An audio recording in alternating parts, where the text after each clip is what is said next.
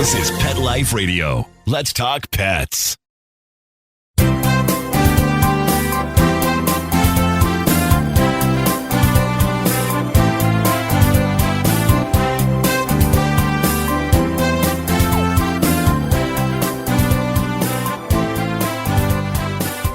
Good morning, good afternoon, wherever you may be, here on Pet Life Radio and Instagram Live, here for you, here for your pets, and to answer any questions you may have, and even make up some questions. That's okay too. Remember, anything that you think that you need to talk about and you think it's so weird, trust me, it's not weird. I mean, I've been down this path, sometimes so embarrassed. Sometimes the questions are so normal for me. I can tell from when they just start asking. They haven't even gotten to the meat of the question yet, and I'm able to tell them, what's going on. So anyway, for those of you here on Instagram Live, you just have to ask away. I'm waving. Those of you on Pet Life Radio, you can reach me 877-385-8882. Once again, calling in 877-385-8882, toll free. Or better yet, hopefully you're here already. You're here on the video portion and not just the audio portion. You can get your pet, your dog or cat on your lap next to you and ask away. So let's get some questions going.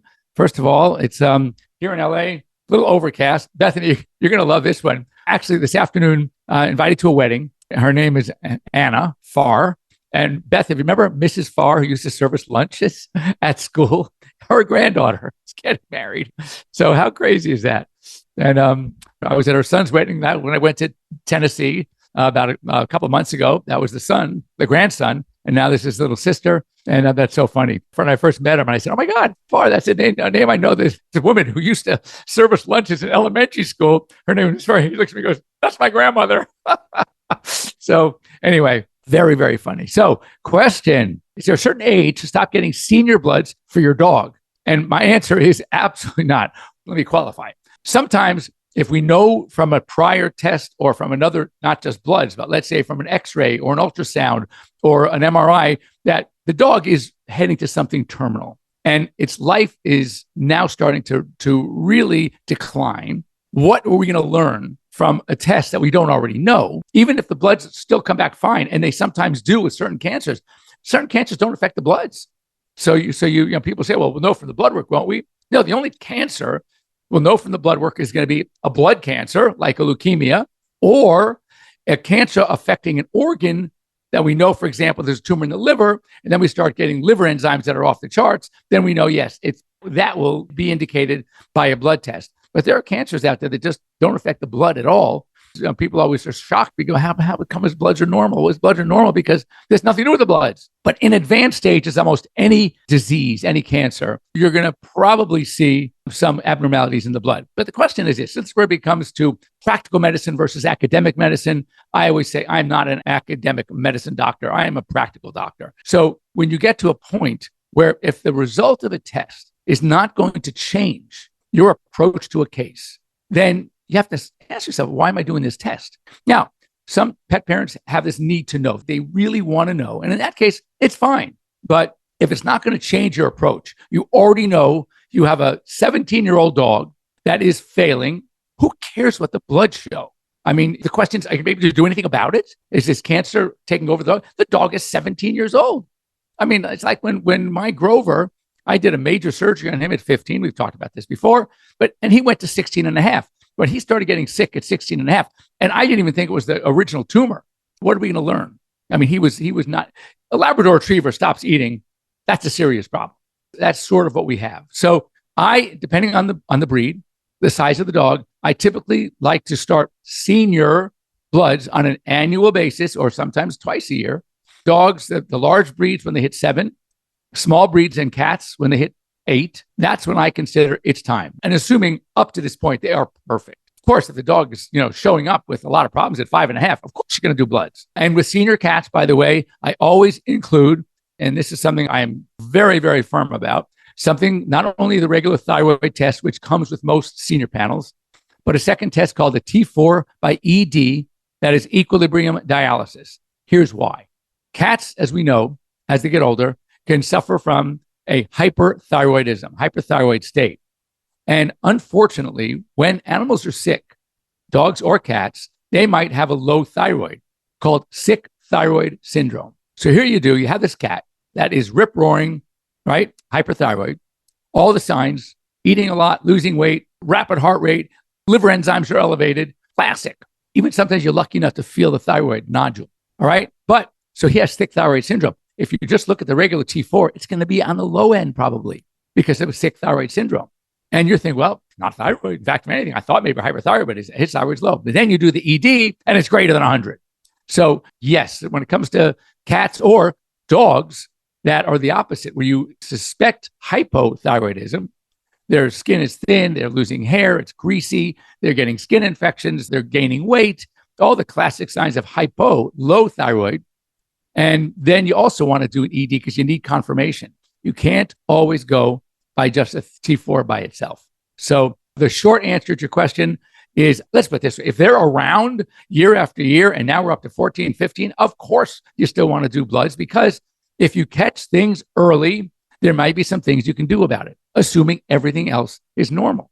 To me, age is not a disease. Rarely am I going to make a decision on a case, on how to handle the case, just because of age. That I disagree with. I have done surgeries on animals. Just speaking of thyroid, before the radioactive iodine was in play, I would do thyroid surgery on a 17-year-old cat. I mean, age is not a disease. If they're healthy in any other way or every other way, then of course I'm going to proceed with lab work. And yes, the spaghetti and meatballs were the best. All right. Wednesdays with spaghetti and meatballs. That's crazy. These crazy things we remember. It's nuts. Okay. I love this question. Do we wait for a certain age to neuter your dog? Is a year too early? And again, great question. If you would have asked me this 6-7 years ago, I would have said 6 months. No. So we've learned a lot. And this is, something that sort of resonates in my head is one of my mentors, Dr. Barbara Kitchell. This gal is really sharp. She was a resident when I was at Davis, and she was an internal medicine resident. And she did her internal medicine boards. And then she also combined that with oncology. So she was double boarded in medical oncology and internal medicine. Really dumb, right? Then for fun, she goes to Stanford for a PhD in comparative oncology. And I remember when she came back from that, I saw her at a conference, and I asked her, I said to Barb, what did you really get out of that PhD? She goes, I tell you, what we got out of it the most, how little we really understand cancer behavior. And that's crazy. And that's why things have changed. But I was a hot shot in school. And when we had our evaluations at the end of each, and I took her for 2 medicine residencies, and I did a lot of internships. And I also did one when we had to, do our senior rotations, and I did 2 oncology ones as well. We had to do some, and then you had electives. And I knew that Barbara was doing it, so I did it with her. And she goes, you know your stuff? Yes.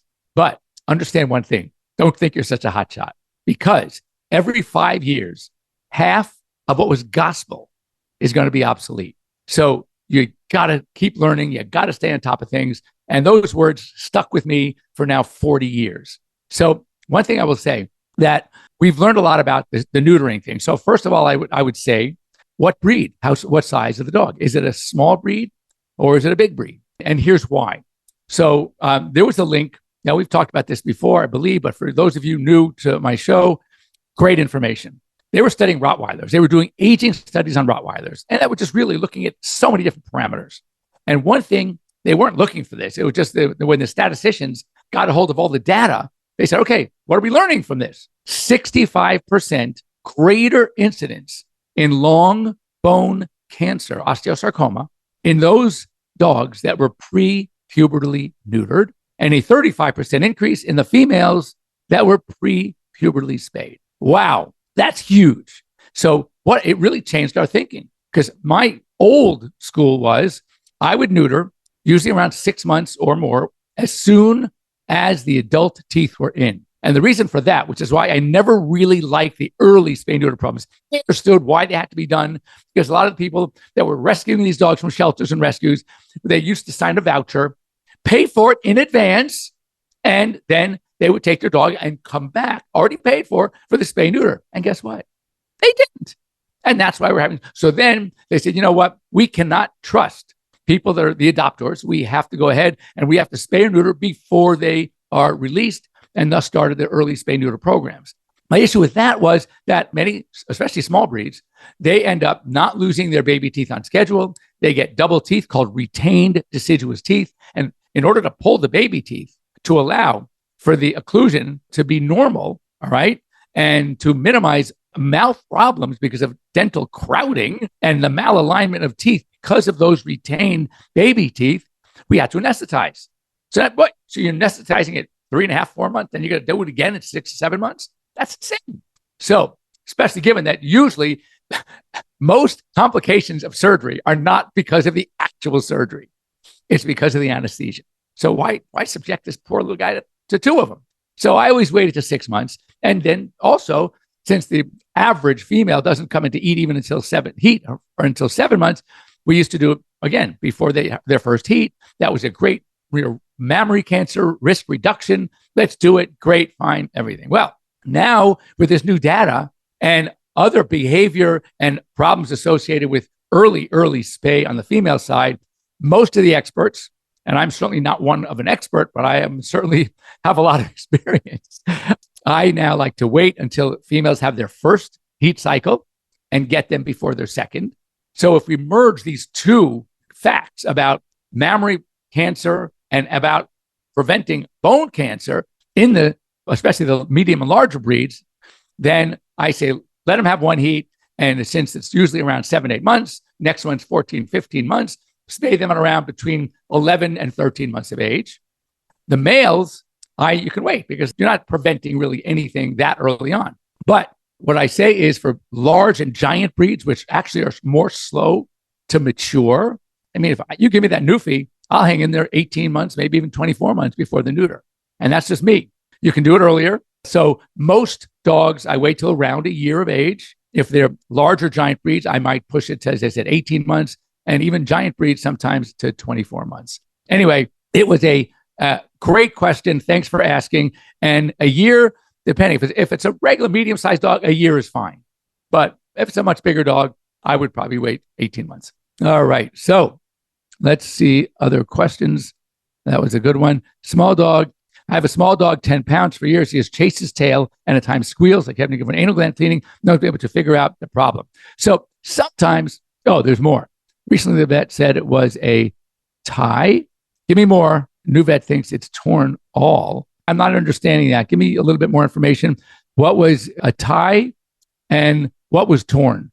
So let me know because I'd like to answer that. But there are dogs that are just tail chasers. It is a behavioral thing. I wonder what you should try to do is, first of all, get one of those cameras, like a Nest camera or something, and see if it happens when you're not home. And then what is your response when the dog does it? Is it getting some sort of reinforcement? Because when they're doing it, you're talking to them, you tell them to stop, you call them over, you're trying to distract them. And the dog learns that if I, like a zombie, run around, chase my tail, Dad or Mom's going to call me over and I'm going to get some attention. So it could be purely behavioral. It could be some pain somewhere. Anal glands would have been a good place to start. And some dogs are just like to chase. And they don't necessarily, first of all, they rarely catch it. Sometimes they do. And if they are catching it, then they bite at it, maybe. They feel it and they stop. So it stops themselves. But otherwise, it could be like we call it attention-getting behavior. And some dogs just like to chase things. And that tail, on the tip of the tail on the other end, they don't get it. That's not them. So all of a sudden, something is flying around and they see it and they want to go after it. The more they turn around, the more it runs away from them. It's a game. And again, it's very important to know what type of issue it is. But usually it's not a medical problem with the tail. I mean, you'd have to do some nerve conduction velocity testing to see if there's a tingle or something going on back there. Usually it doesn't happen. All right, let's get some questions here. Define large, medium. 40-pound dog is smallish. Okay. Ivy Blue-Eyed, love the question. Yeah, no. For me, a 40-pound dog is medium. So small breeds are like small breeds, 10 pounds, 15 pounds or less. And those are the ones, by the way, that it's okay to neuter early because they're the ones that usually get deciduous teeth, but you got to wait until at least 6 months till all their adult teeth have erupted. That's important. 40-pound to me is medium. So you get 25 to 50 pounds. That's a medium. You get 50, 55 and above. That's a large. You hit above 80, 90, 100. Now you're talking about giant breed. So one of my neighbors had these 2 gorgeous white dogs. They look like Great Pyrenees, but it's bigger. And they're called Pyrenean Mastiffs. The male was 225 pounds. The female was 160 pounds. And the male weighed more than I did. It's crazy. But these are big dogs. But once you get to know, the male was tough. His name was Rufus, and he was tough. And when I first met him, when we moved to the neighborhood, he was walking them, and he warned me, be careful. And I went over. To me, that's a challenge. You don't tell a veterinarian who loves to get licked in the face that this dog is not going to be good. So, of course, I worked him, and I got him. And this dog when I would go to the house, they were neighbors. I would go to his house. He would jump with those big paws on my shoulders. It was so cute. Anyway, we're going to go on with more questions in a minute. I see JB has joined us. So don't go away. We'll break for these a few minutes. During the commercial break, I'm going to come back and we'll continue after that. Be back after these short messages. Be right back. Take a bite out of your competition. Advertise your business with an ad in Pet Life Radio podcasts and radio shows. There is no other pet-related media that is as large and reaches more pet parents and pet lovers than Pet Life Radio. With over 7 million monthly listeners, Pet Life Radio podcasts are available on all major podcast platforms. And our live radio stream goes out to over 250 million subscribers on iHeartRadio, Odyssey, TuneIn, and other streaming apps. For more information on how you can advertise on the #1 pet podcast and radio network, visit PetLifeRadio.com/advertise today. Let's talk pets. Let's talk pets On Pet Life Radio. Pet Life Radio. PetLifeRadio.com.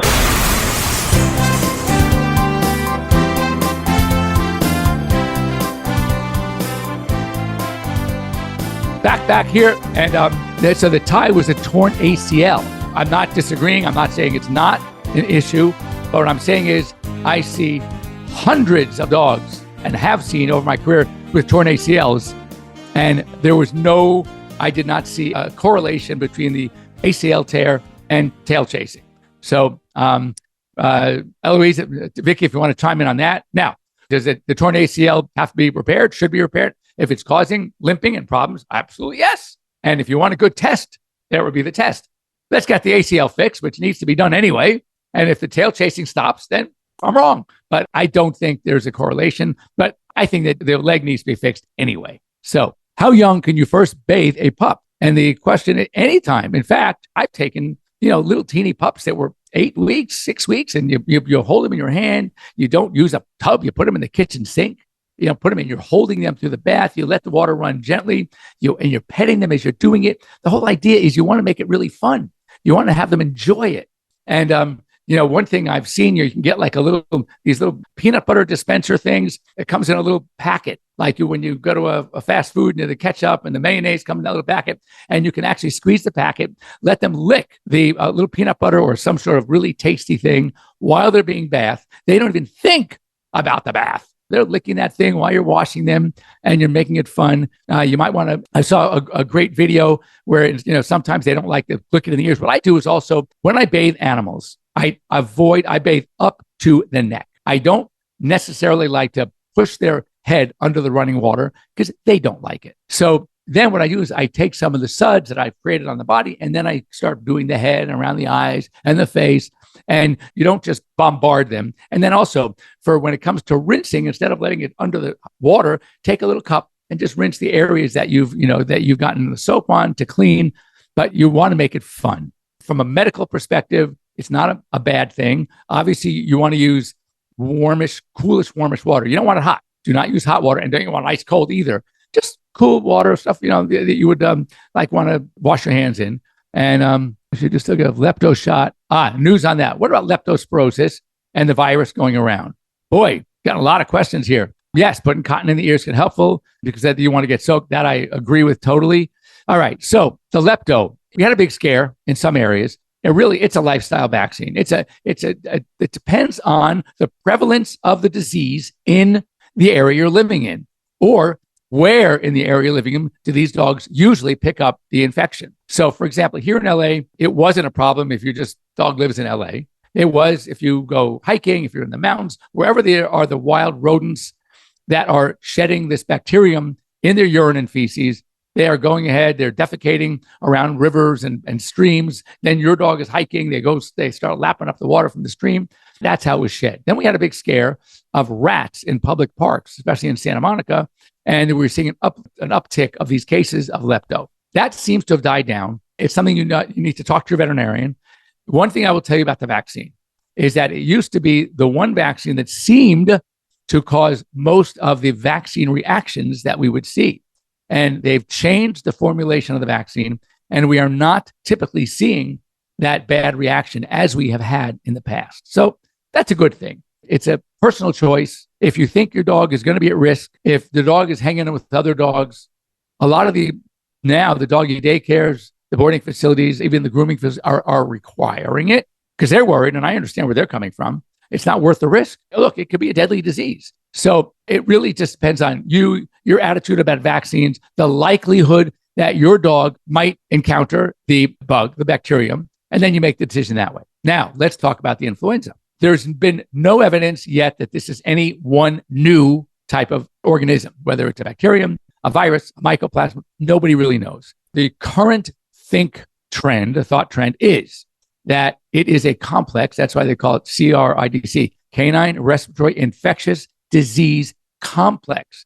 It's just a combo. And in that combo, we have parainfluenza, which is usually associated, it's part of the annual distemper parvo vaccine, DA2PP, parvo, parainfluenza. Then you have the Bordetella. We've been doing that for years because that is endemic, at least here in LA. And now the influenza, not as much the H3N8, which was the older one. It's been several years on that one, but it's the newer H3N2. That seems to be the one that, can cause the most illness. So the best we can do because of issues with comorbidity, if we can at least protect against 3 of whatever is in this complex, we will see more mild cases, maybe protection altogether. There has been definitely an improvement. We are not hearing about it that much anymore. I'm not seeing as many dogs coming in. I'm actually only working with one now that's got a persistent cough that was coming from a shelter. So it makes total sense. It could have been. It was a shelter rescue, still coughing. Dog, though, is happy, alert, playful, active. Lungs are clear. So who knows? It could be more of a tracheitis. So the recommendation is I am now recommending the influenza shot more than I used to. My own dogs, yes. I think it's smart. And again, the dog parks have signs up.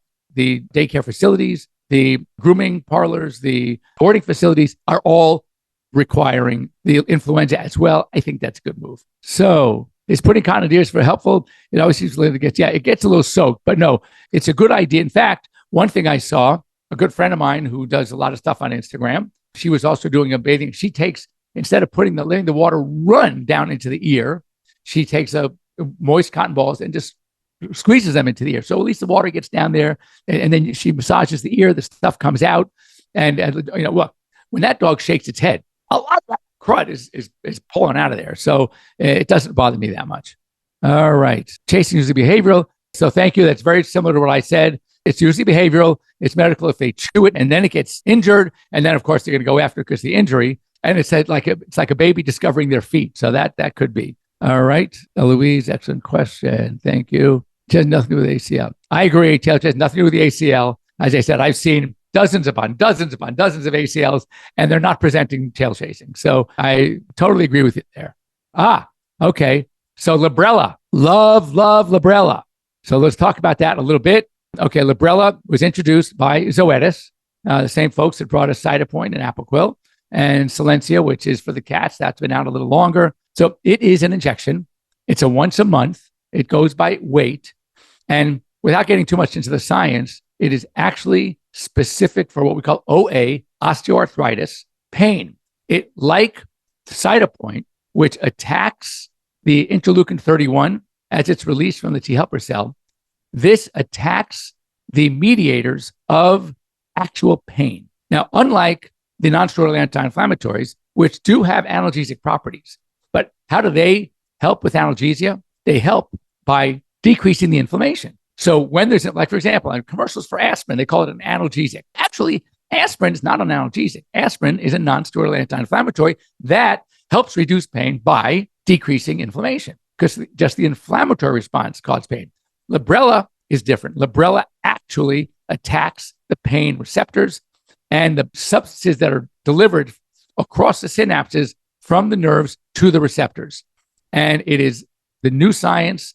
It is actually, number one, attacking pain. Number two, it will also help with some inflammation. So what we're getting is it's a reverse. Whereas the non-steroidal anti-inflammatories are a number one anti-inflammatory, and then the side effect, the good part of that, is the pain relief.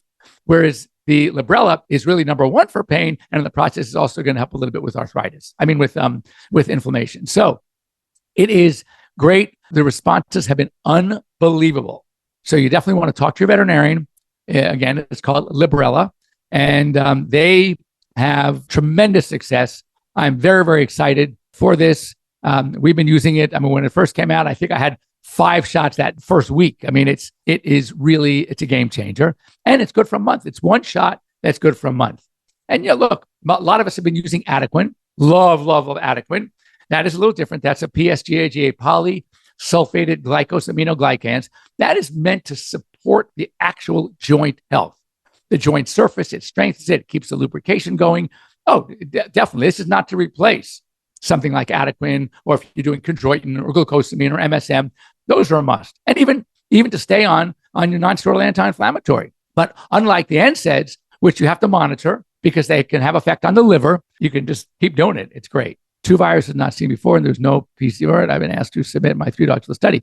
Oh, we'll keep us posted, because I know I've been I was at a lecture at the North American Vet Conference, VMX, listening to my friend Mike Lappin, who's at Colorado State. He's an internal medicine specialist, a subspecialty infectious disease. And his lab has also been studying, along with Scott Weiss and Dave Needle. These are all these doctors that have been pretty well known that have been working on this new bug. So anyway, yeah, keep me posted. Let me know what you find. That's great. So far, they've been not able to isolate anything special. It says research, many dogs are not doing well. That I have not heard. None of my patients have had a problem. It's not real. It's an arthritis shot, but it is osteoarthritis, but it reduces the pain. I wouldn't get it for the actual inflammation. For that, you still want to use the non-steroidal anti-inflammatories, but it's great. Okay, about a trial for older pets to extend their lifespan. Your thoughts on that? There's a product out there that has done very well in testing, and it's the same, very similar. There's products on the human market that have been out for a while. It's called Leap Years. If it's in the process of being released, if not already. I love the science. I was reading up on NAD+. It's a nicotinamide adenine dinucleotide. It's some product that we have, but it's also giving more of it. And what that does is that helps eliminate the damage in old cells and reproducing the good cells. It's sort of causing healthy cells to be introduced into circulation and getting rid of the old ones that aren't doing any good for us anymore. And it's called NAD+. It's cynosodic. It's like it sort of helps get rid of the senility cells, the ones that are just old and not doing any good. So early science is good. As I said, it's been products like this have been on the market on the human side for a while. And interestingly, as I was reading up on Leap Years, I said, wait, that's look really good. I'm going to try the human stuff for me. So anyway, but again, it's very early in the game. So we need to give a little more time and see what's going on. And I think there's another product out there as well. We used to use what we used in human medicine, and that was L-Deprenyl. All right. It's called Selegiline. And that seems to help a little bit also with the senility. But again, we see a lot of dementia, canine cognitive dysfunction syndrome. There's so many names for it. And I think this is going to show a lot of problems. All right. That's all we have time for. I'm waving and waving. Thank you all for joining me. I got a full day ahead of me. I got to head out to this wedding, and that's it. Joint supplements will be any benefits when they get older. Yeah, well, it's a good question. That's almost like when you take probiotic. Do you take it as a preventive also, or only when there's a problem? I think if you have a large breed dog who's probably over 6 or 7, there's no downside in my mind to using the supplements like the glucosamines, as I said, MSM, chondroitin. What I wouldn't recommend is NSAIDs, because those have potential side effects, especially with lengthened use. So those I would wait until you actually have clinical signs. But as far as a preventative, I'd go with the glycosaminoglycans, the PSGAGs. All right. A lot of good stuff. Of course, when the show is over, at the end of the show, I'm getting all these great questions. So anyway, stay tuned. Come next week. Save them. We'll talk about it next week. And have a wonderful week, everybody. And again, if you need something during the week, you can always get a hold of me here on Pet Life Radio. All your questions, they come to me, Dr. Jeff at PetLifeRadio.com. And of course, here on Instagram, just, ask away. I'll get back to you. Have a wonderful week. See you next week. Let's Talk Pets, every week on demand, only on PetLifeRadio.com.